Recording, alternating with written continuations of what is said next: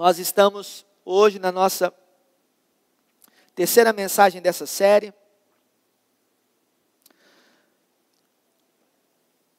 Estações de vida, amém? E temos falado de períodos que as nossas vidas, pelos quais as nossas vidas passam, momentos que nós vivemos, e em vários momentos das Escrituras nós vemos o Senhor fazendo menção das estações do ano, fazendo menção das ações da natureza e trazendo um paralelo para as nossas vidas, da representatividade disso para nós, da aplicação disso para o nosso dia a dia, amém? Nós começamos falando sobre a primavera, né? Falamos sobre o sentido dela ser o primeiro verão, né? Falamos na semana passada sobre o verão, né? Comentamos que é o tão esperado, né, momento para a maioria, né, das pessoas, principalmente no nosso Brasil, não é verdade? Quando chega a estação do verão, é as férias, né? Por exemplo, nos Estados Unidos, né, enquanto nós vamos entrar em junho, nós vamos entrar para o inverno, os Estados Unidos vão entrar para as estações mais quentes. Então as férias, né, eles têm acampamentos, eles têm várias coisas, né, até mesmo a rotina escolar é diferente, porque quando nós estamos ali no final do ano, né, com os nossos climas e temperaturas mais altas, você vê pelos filmes, né, os natais, né, os filmes natalinos, né, é neve caindo para todo lado. E hoje nós vamos falar sobre o outono, e eu fico maravilhado com aquilo que Deus faz na sua sincronia e no seu modo de agir, né? Porque sempre esse alinhamento que Deus vai trazendo. Felipe falou sobre descansar, e o outono, a nossa mensagem hoje, ela nos vai falar sobre essa quietude e o aprendizado que nós podemos aprender, né, e assimilar nessa estação. Aleluia! Glória a Deus! Eu, como estou fazendo nas terças-feiras, dando esse pano de fundo sobre a questão natural, né, do outono, vou aqui falar algumas coisas com você, para que a gente possa se situar melhor.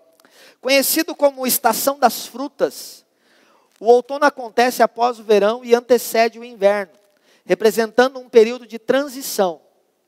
Quando a gente falar aqui, é claro que a gente vai estar falando tanto sobre a perspectiva do povo de Israel, na sua época e no seu clima, como também a nossa perspectiva aqui, tá?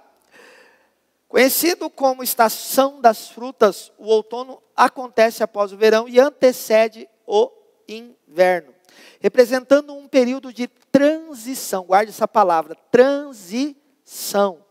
No Brasil tem início entre 20 e 21 de março. O outono é a estação do ano que começa após o verão e que antecede o inverno. Por conta disso, ela é considerada uma estação de transição.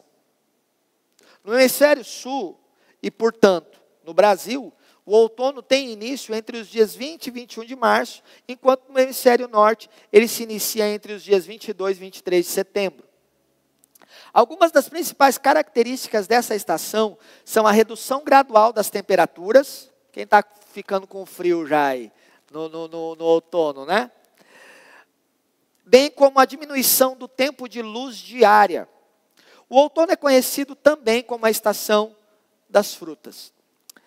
Falamos aqui, né, dessas características, a redução gradativa das temperaturas diárias, que passam de elevadas a mais amenas, antecipando o período frio que vem na sequência, maior incidência de ventos e diminuição da umidade do ar, né, a gente começa a sentir o nariz secar, né? Eu tenho observado, por exemplo, né, a gente teve bastante chuva, né?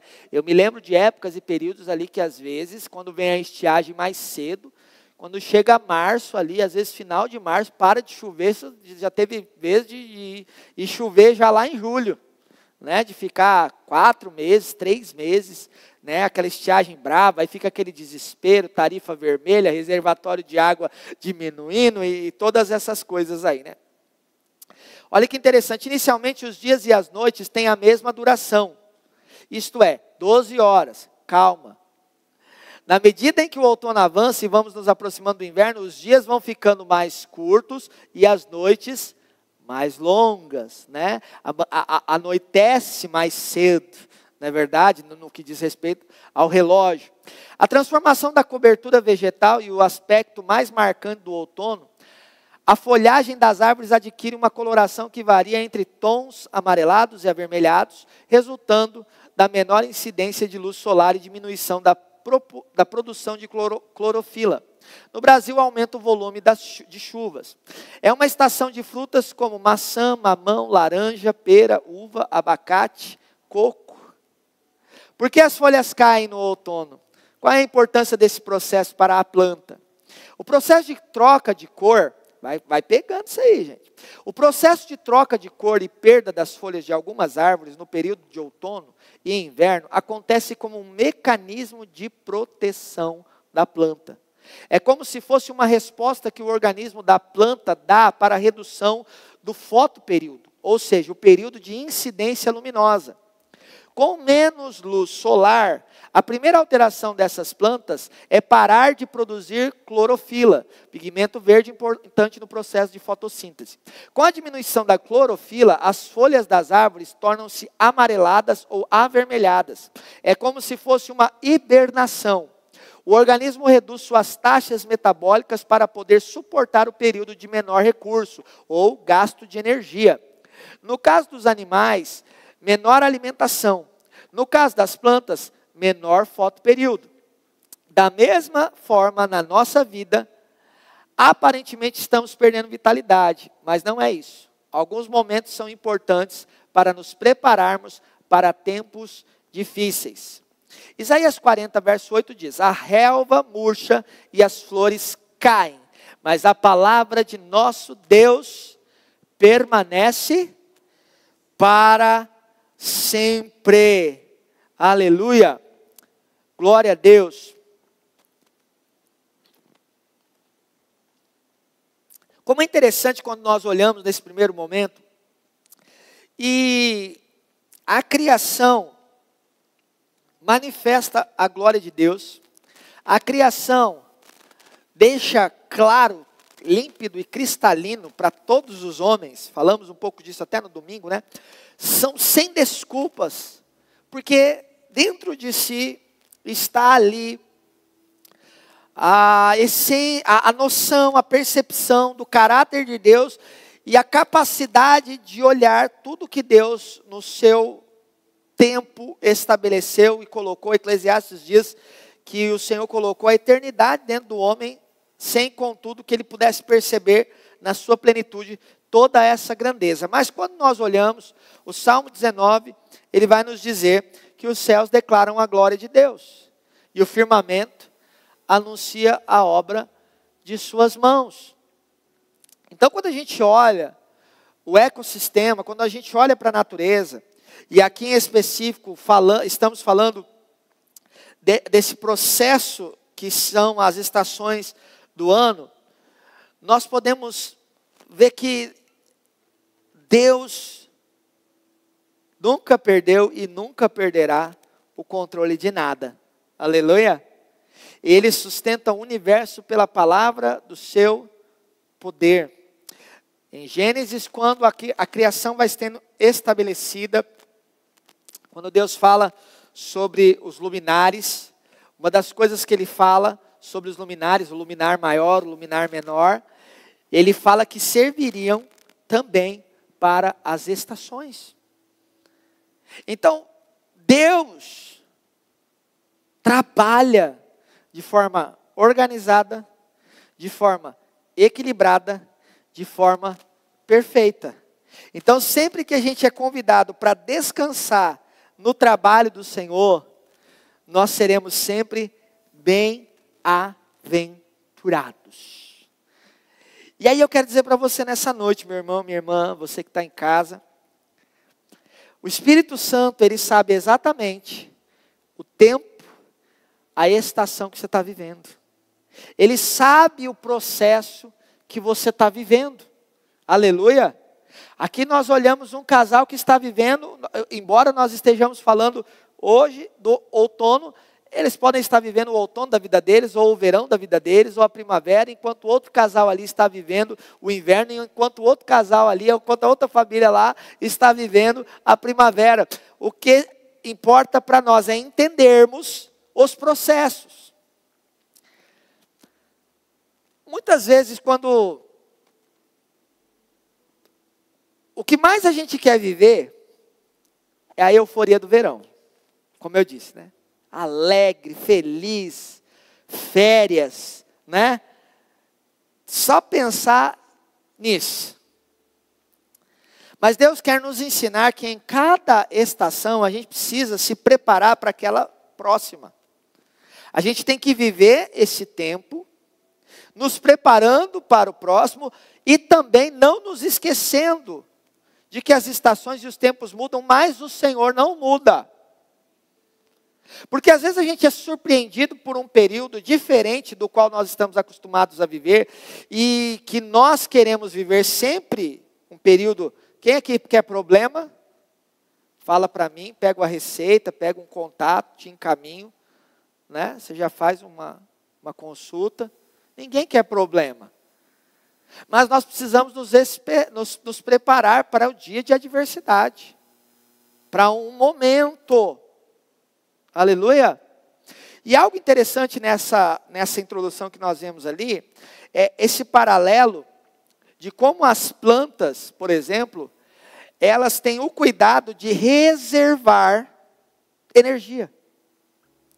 Elas têm o cuidado de serem, de concentrar reservas para aplicar no momento oportuno. Deixa eu te falar uma coisa. A sua fonte de reserva, ela é eterna, ela é o Senhor, amém? Ele é o teu esconderijo, amém?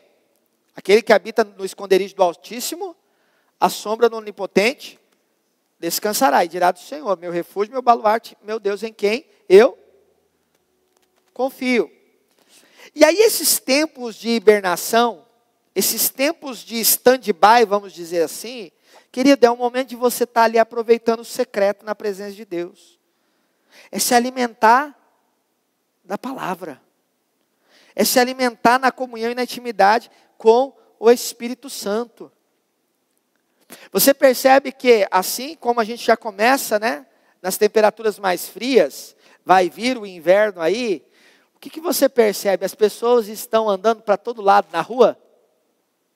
Não, elas estão procurando um lugar quentinho para ficar, um lugar de acolhimento, um lugar de proteção, um lugar de segurança. Na nossa vida espiritual, o Santo dos Santos está aberto para nós irmos nesse lugar, amém? Nesse lugar profundo de segurança, o trono da graça no qual nós encontramos socorro, encontramos graça no momento oportuno, aonde nós recarregamos a nossa bateria espiritual. Há anos atrás eu aprendi uma coisa com pessoas que já caminham no Senhor há um bom tempo. Né? Como eu disse ali, a gente quer estar sempre na alta. E o ideal é a gente estar sempre na alta.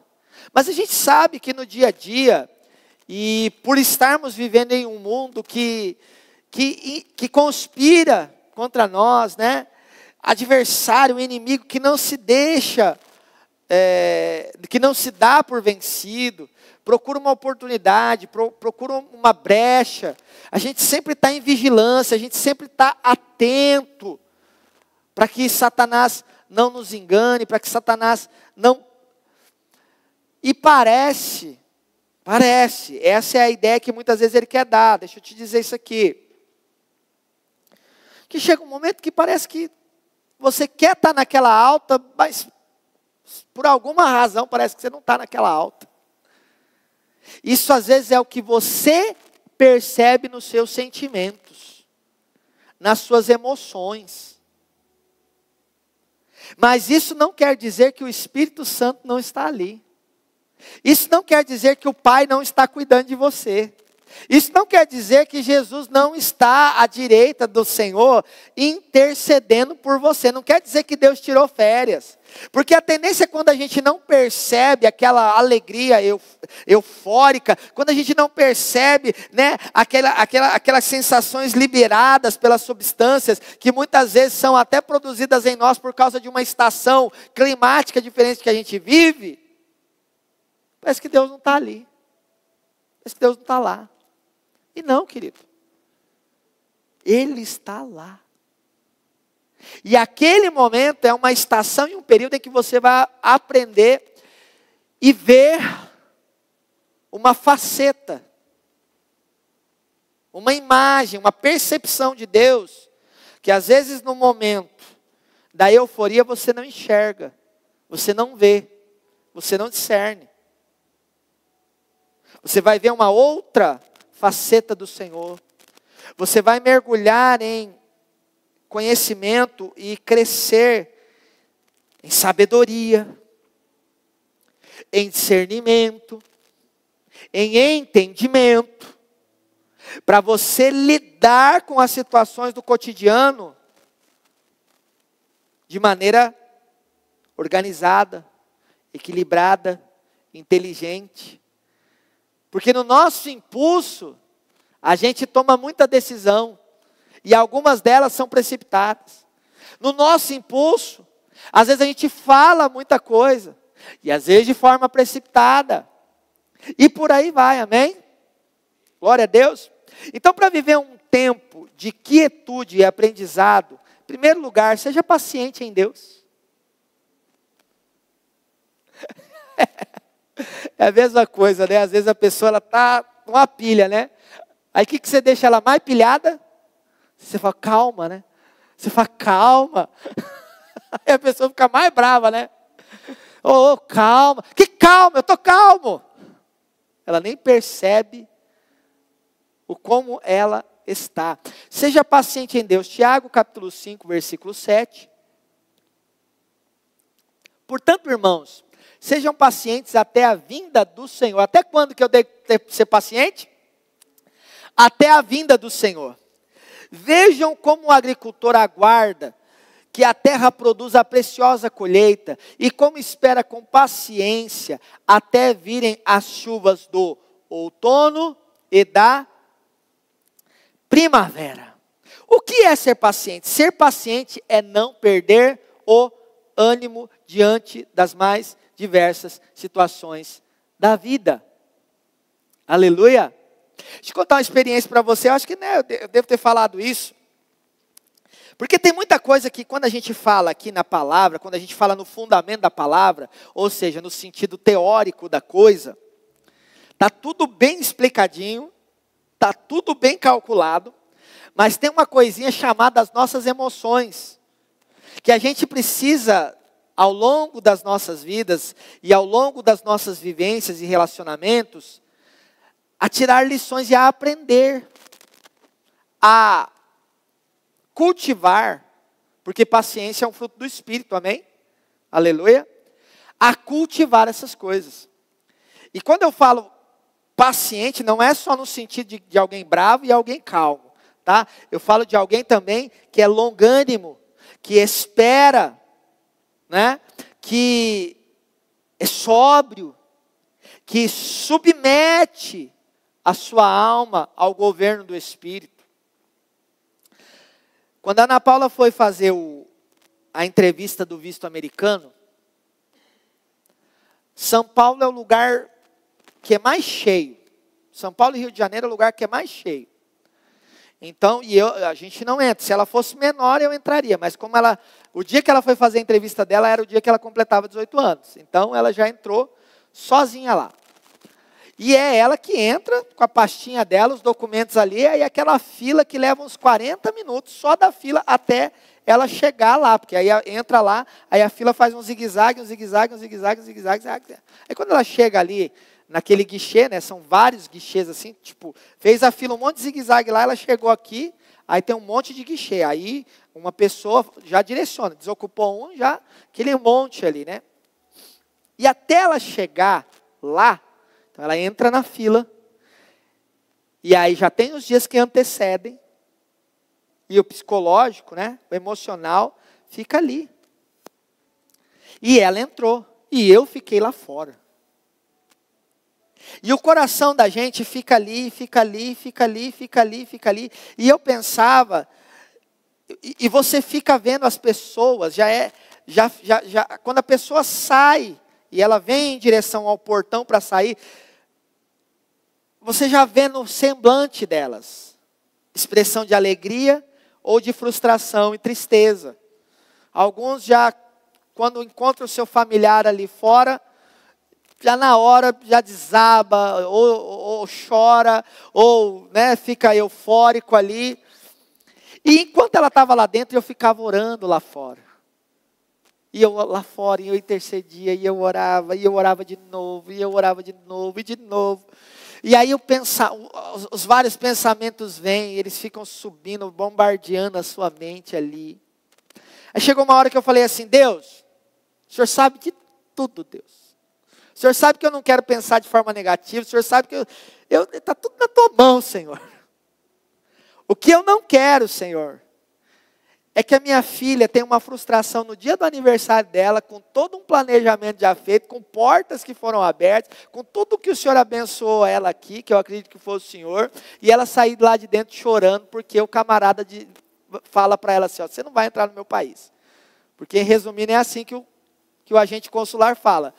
Ele entrega uma folhinha, e naquela folhinha está escrito lá, ó, daqui 6 meses você tenta de novo, talvez não foi o melhor tipo de visto que você solicitou, algumas informações não foram consistentes, isso não quer dizer que você nunca vai conseguir um visto, mas daqui a 6 meses você pode tentar de novo, que pode ser que alguma situação na sua vida tenha mudado. E aí a pessoa sai triste com aquela folhinha de lá, e não tem o que fazer. Não, mas não tem. Ele só te entrega o papel e tchau. E aí eu fiquei lá, e cuidando. Aí de repente eu vi, quando saiu uma pessoa que eu lembrava que estava meio na mesma posição da fila, né? Começou a sair aquelas pessoas, eu falei, ó, tá perto dela sair. E aquelas pessoas saíam e nada da Ana Paula sair. E demorando para aquela menina sair de lá de dentro. E o Jesus. Aí uma hora eu estava com um livro, né, do devocional. Aí eu peguei e falei assim, quer saber, eu vou pegar esse livro aqui, ó, eu vou preparar aqui, para eu fazer um vídeo dela saindo, e ela vai sair de lá de dentro, glorificando a Deus, ela vai sair de lá, e ela vai falar para mim no vídeo aqui, sem edição, sem corte, que deu certo.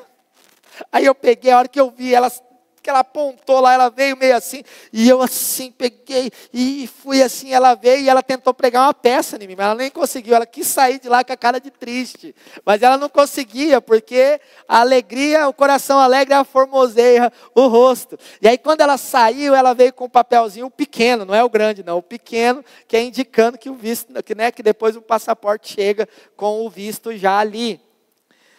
Mas queridos, foi um exercício ali, sabe?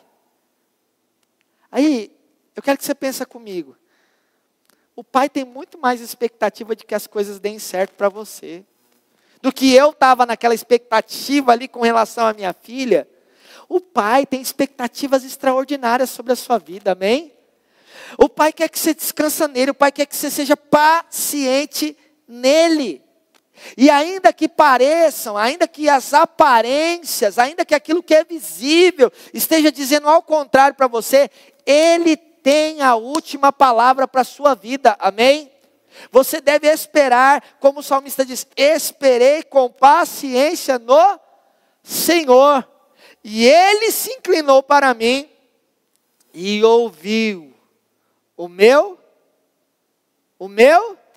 vocês não conhecem o salmo não? Esperei com paciência no Senhor e Ele se inclinou para mim e ouviu o meu clamor. Salmo 40, verso 1. Esperei com paciência no Senhor, Ele se inclinou para mim e ouviu o meu clamor. O que tem que ter nesse momento, na nossa vida aqui? tem que ter clamor. O que vai nos levar para esse lugar de paciência? Não é só você ficar quieto. Você tem que clamar. Você tem que orar. Você tem que quebrantar o teu coração. Aleluia! Olha só o que o apóstolo Paulo vai falar em Filipenses, quando exatamente ele está falando para nós, desses momentos que fica essa ansiedade, que fica esse coração acelerado, parece que vai sair pela boca, meu Deus, será que vai, será que não vai, vai acontecer, não vai acontecer, meu Deus! Meu Deus! Filipenses 4, 6, não andeis ansiosos por coisa alguma, mas em tudo, pela oração e pela súplica com ações de graça. Então tem clamor, lá do salmista no Salmo 40. Tem súplica e tem ações de graça. Aleluia! Tem ações de graça. Quando lá em Romanos capítulo 5, capítulo 4, a palavra fala sobre Abraão, que ele foi fortalecido na fé. Ele não atentou para o amortecimento do ventre de Sara e nem do seu próprio corpo, que já era de 100 anos. Ele não se deixou levar pela incredulidade, mas foi fortalecido na fé, dando glória a Deus. O que é que você está esperando e está apresentando diante do Senhor? Qual que é o próximo passo para que você seja fortalecido na paciência? E aqui a sequência do texto de Filipenses diz: e a paz de Deus, que excede todo entendimento, guardará os vossos corações e as vossas mentes em Cristo Jesus. O que você deve fazer? Você apresentou diante de Deus, você colocou diante de Deus, agora serão ações de graça. A sua sequência será ações de graça. Senhor, eu coloquei essa situação diante de Ti e agora eu te dou ações de graça, Senhor. Eu te louvo, Senhor, porque o Senhor é o Deus que responde às orações. Eu te louvo, Senhor, porque o Senhor é o Deus que move em meu favor, que move em favor da minha casa, que move em favor da minha família. Eu te agradeço, Senhor, porque todas as coisas estão diante do Senhor. E eu vou tranquilizar o meu coração, eu vou acalmar o meu coração em Ti, descansando na Tua providência. Aleluia! Nós devemos ser pacientes e descansar na providência de Deus. Esse é o ponto. Porque às vezes nós não sabemos o que Deus vai fazer, mas nós descansamos na providência de que Ele fará. Abraão descansou na providência de Deus quando o filho dele, ele já sabendo o que estava indo fazer naquele monte, o filho dele olha para ele e fala assim: pai, tem fogo, tem lenha, cadê o cordeiro? Então ele fala: Deus proverá para si. Aleluia! Deus proverá para si. Agora deixa eu te dizer uma coisa: tudo que acontece na sua vida, ou que vai acontecer na sua vida, tem por objetivo principal promover a glória de Deus, amém? Então o que Deus vai fazer para você, por você, primeiro é para Ele mesmo. E para Ele mesmo, Ele sempre vai prover um meio. Ele sempre vai agir. Porque nós sabemos que todas as coisas cooperam para o bem daqueles que amam a Deus. Então, dentro da sabedoria, do poder, da glória de Deus, Ele vai agir em seu favor. Pode não ser do jeito que você está pensando, mas vai ser de um jeito que o nome dele vai ser glorificado. E quando o nome dele é glorificado, meu querido, de lambuja você desfruta do bem maior que há em Deus. Agora, seja paciente. Ser paciente também é perseverar. E perseverar quer dizer que eu não vou me mover do lugar que Deus me estabeleceu. Aleluia! Eu não vou me mover do lugar que Deus me estabeleceu. Porque é nesse posicionamento firme que é expurgado de mim, da minha vida, aquilo que não faz parte do caráter divino. Então eu sou aperfeiçoado. Quando a gente fala de ser aperfeiçoado na fé, nós também estamos falando, irmãos, de ser aperfeiçoado no caráter de Cristo. Aleluia! Nós estamos ali como aquele que está sendo prensado no Getsêmani, para que seja extraído um azeite perfeito, puro. Estamos sendo prensados, para que extraia de nós o Senhor um azeite e ao mesmo tempo para que seja expurgado de nós aquilo que faz parte da velha natureza, do velho homem, que era quem sempre nos levava de novo para o problema.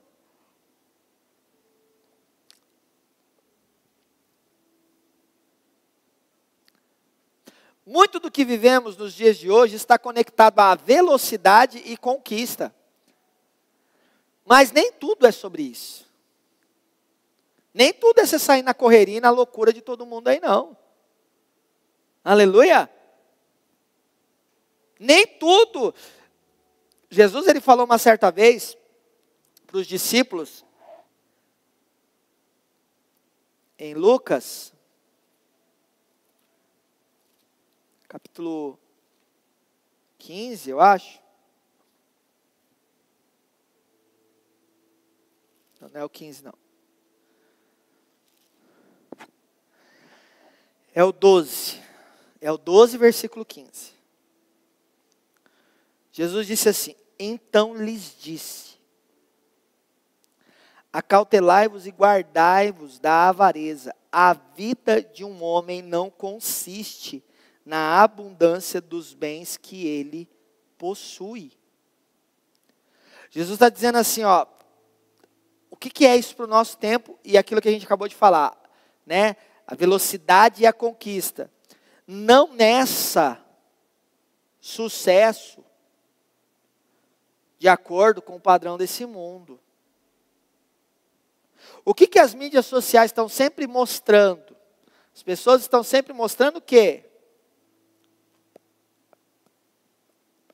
Sempre mostrando uma vida que não tem problema, não tem adversidade, só tem a melhor comida. Todo dia você só come bife à parmegiana. Todo dia você só come sushi. Todo dia você só come churrasco. Profetiza, né? Profetiza, né? Aleluia. Glória a Deus. Mas todo dia você só come. Você só vai no nativo. Nativas não, né? Nativas dá ruim, né? Às vezes, né? Barriga. O povo aí deu uma vez aí, o povo coletivamente deu ruim. Bem ruim aí no nativa, né? Todo dia você só vai lá naqueles... Não, querido. A vida é só viajando, você só está viajando, né? E aí, aí as pessoas olham aquilo assim, poxa, minha vida está uma droga. Porque eu não estou igual esse camarada aqui, essa mulher aqui. Estou aqui com a pia cheia de louça, com roupa para estender, com grama para cortar, com carro na oficina. E aí, você pira.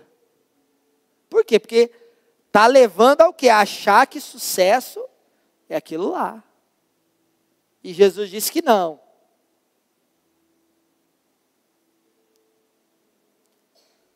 Ser cheio do Espírito Santo. Ser cheio da presença de Deus. Ser cheio do conhecimento de Cristo. Aleluia.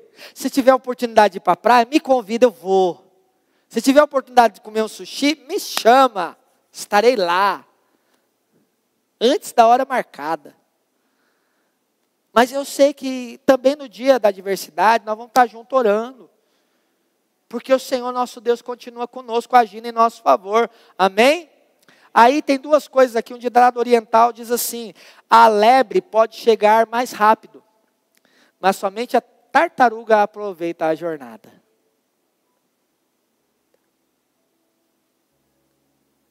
É como, por exemplo, hoje eu estou ficando mais jovem, eu estou cansando um pouco mais de viajar, né? Então é um pouquinho mais cansativo viajar. E quando eu falo de viajar, porque como a minha sogra mora a 660 quilômetros daqui, então assim, não é igual ir daqui aqui da Uana, né? Não é igual ir daqui ali em Dourados, né? As minhas viagens, assim, quando é família, já é de pancada de 600 para frente. Então, às vezes, nem todo mundo está acostumado a viajar tantas distâncias assim. Então, quando vai para os parentes do sul, é 1.200, 1.300, né? Cada perna, né? 1.500 quilômetros, né? E a gente gosta de viajar de carro porque a gente gosta de ir conversando e tal, né? É mais rápido viajar de avião, é mais rápido. Só que hoje em dia também cansa viajar de avião, irmão. Nossa, é canseira. Porque você fica lá nas conexões 3 horas, 4 horas, né? Quando vai em São Paulo ali ainda é rápido, né? Que você entra aqui, você 1h30 está lá. Mas outras viagens que você faz aí, você fica 3 horas no aeroporto, mais 4 no outro, e aí as companhias aéreas, elas já estão quase colocando uma cadeira assim, em cima do seu, né, em cima de você, assim, porque elas já apertaram assim, né? Agora elas vão colocar uma em cima, assim, para caber mais gente, então você vai ali, né, tal. Mas desfrutar, né, você olhar essa jornada que você está caminhando na fé e perceber o que Deus está trabalhando na sua vida, o que Deus está agindo. Sabe, tem hora que a gente fica meio desesperado com as adversidades da vida, a nossa alma grita. E aí o Espírito Santo vem e diz assim, ei, dá uma olhadinha no que eu já fiz. Dá uma olhadinha no que eu já trabalhei. Ei, você está agora desesperado com essa situação aqui, mas você não lembra que aquela outra situação foi até maior que essa? E eu estava lá. Eu agi. Você achou que não ia dar, e eu agi. E Ele é o mesmo ontem, hoje, eternamente, aleluia. Meu Deus do céu. Está vendo? O tempo. Nem vou olhar para o Felipe. Ser paciente é descobrir o segredo de permanecer. 2 Crônicas 20, 17. Abre aí. 2 Crônicas 20, 17.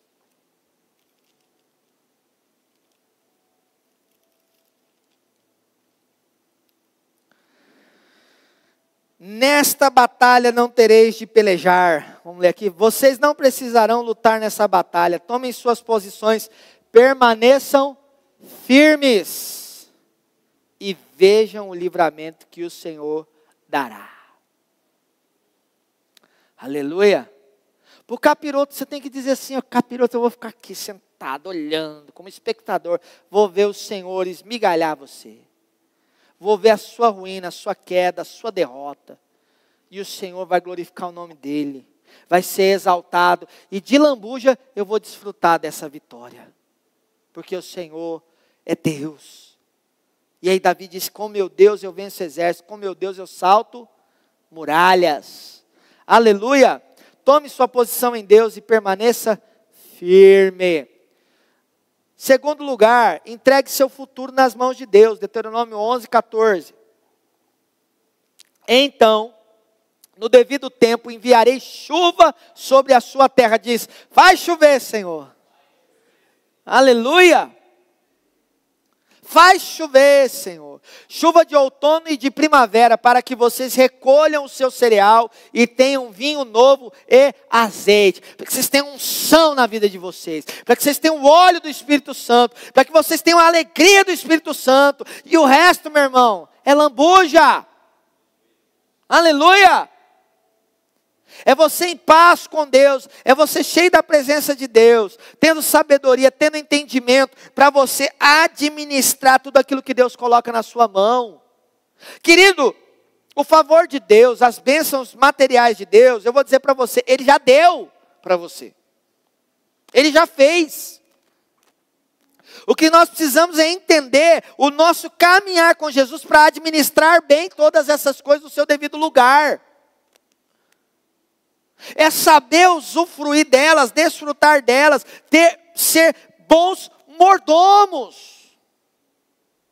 O que Deus ensinou através da vida de José para aquele povo? E a escassez que eles viriam enfrentar. É que no tempo da abundância, eles aprenderam a administrar e pouparam e guardaram. Nós precisamos entender que o nosso tempo é de estar continuamente buscando a Deus e reconhecendo. Por quê? Porque alinhados com a mente do Espírito, nos alimentando na palavra, nos alimentando na oração, a gente sempre vai ter a direção do Espírito para fazer as nossas coisas do dia a dia. Então nós vamos ser guiados às melhores escolhas, às melhores decisões, aos melhores empreendimentos, aos melhores planos, aos melhores sonhos, às melhores plantações, semeaduras, para podermos colher no Senhor. Com discernimento, com atenção. Então a gente não entra em problema. Porque uma coisa é você enfrentar uma adversidade, outra coisa é você mesmo ficar procurando problema. Aleluia. A sua obediência é a chave para que você se conecte ao favor de Deus. Olha só, o estado da natureza refletiria, conforme Deuteronômio 11:14 aqui, o estado da natureza refletiria como uma espécie de termômetro na relação entre Israel e Deus. A prosperidade seria uma realidade para o povo de Israel, mas há algo muito importante nesse texto de Deuteronômio. Existe uma chave para acessar isso. Obediência. O que era obediência aqui?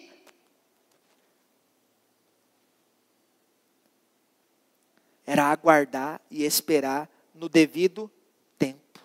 Era ser paciente e aguardar no Senhor.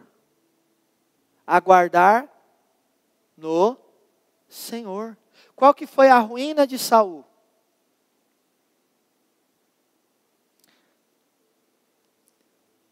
Oi?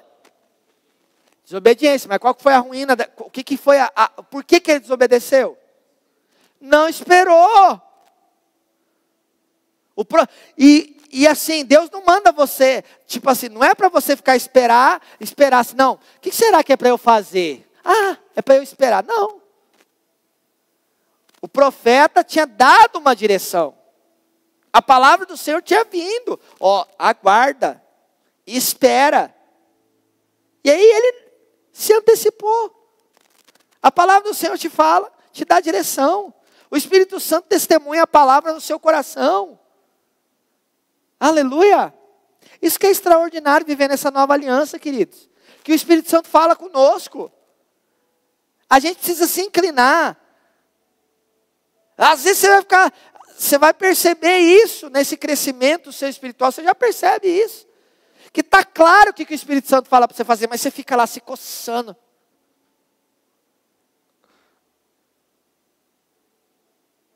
Espera no Senhor. Faz o que você tem que fazer. Não seja negligente, não seja moroso. Faça o que você tem que fazer. Mas fez o que tem que fazer, agora é tudo com Ele, querido. Porque Ele te fala não só o que é para você fazer. Ele te fala o que não é para você fazer. Amém? Aleluia? Vamos correr aqui, não vai correr aqui que eu vou. Terceiro. Reconheça a grandeza de Deus. Jeremias 5:24.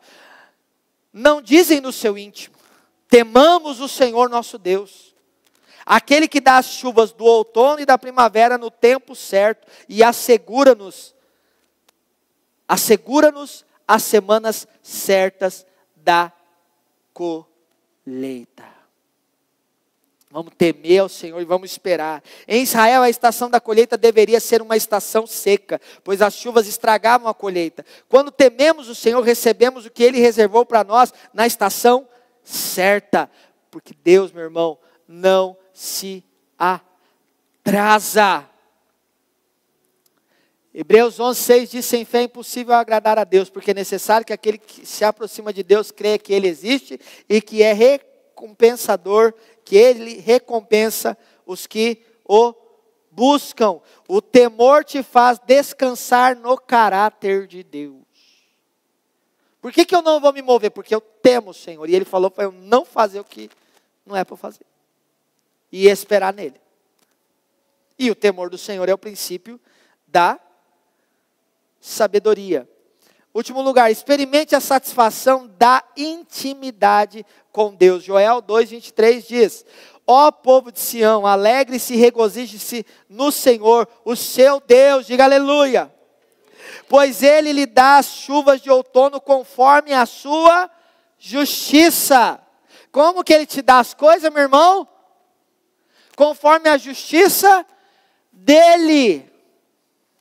Não é conforme a sua. Aleluia. E aí nós vamos ampliar mais, porque nós falamos até no domingo. Cristo é a justiça de Deus para nós, amém? Aleluia. Então nele nós estamos seguros. Nele nós estamos seguros. Ele lhe envia muitas chuvas, as de outono e as de primavera, como antes fazia. Havia sempre 2 estações chuvosas na Palestina. A primeira em outubro, que preparava a terra para o cultivo. E a segunda em abril, que dava às plantas a força necessária para produzir frutos que amadurecem com o sol do verão. Então tinha o tempo que a chuva vinha para preparar o solo. Aleluia.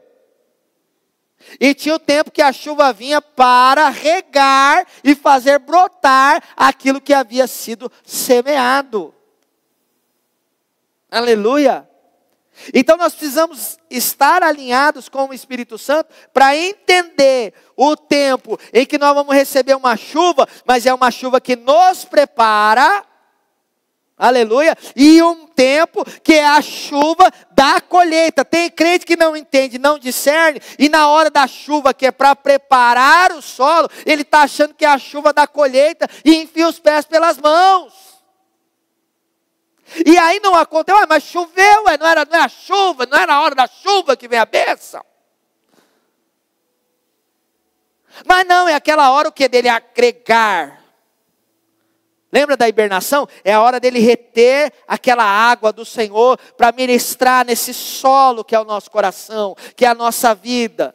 E aí o Senhor vai trabalhando, vai lapidando o nosso interior, vai renovando a nossa mente, para que nós tenhamos habilidade, sabedoria e entendimento, para não só colher, mas saber fazer o certo com aquilo que nós colhemos. Para não nos perdermos.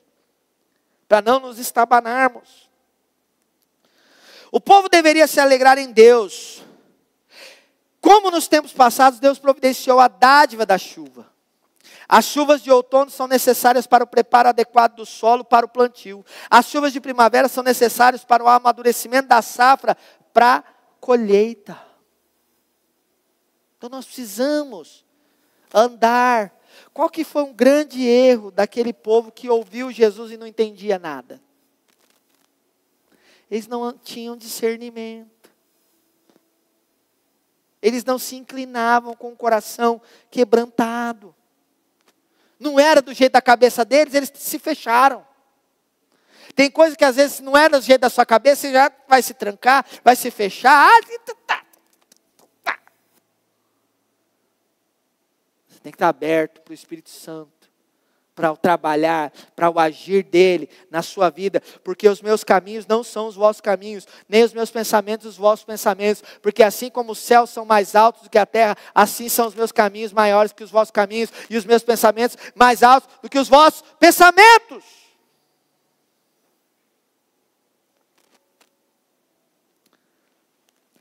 A sua intimidade com Deus coloca as coisas no devido lugar. Mateus 6,33. Busquem, pois, em primeiro lugar o reino de Deus e a sua justiça, e todas essas coisas lhes serão acrescentadas. Aí uma palavra para encerrar. Aleluia. O Salmo 84. Aleluia. Pode vir louvor aqui. Aleluia. Salmo 84 é um salmo que eu gosto muito também.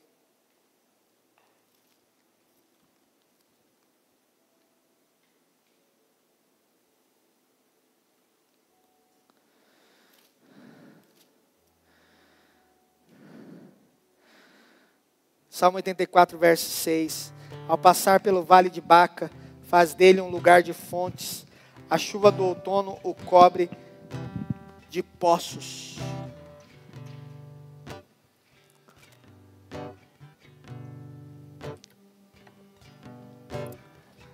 Ao passar pelo vale árido, faz dele um lugar de fontes. Aleluia, quero convidar você a ficar de pé.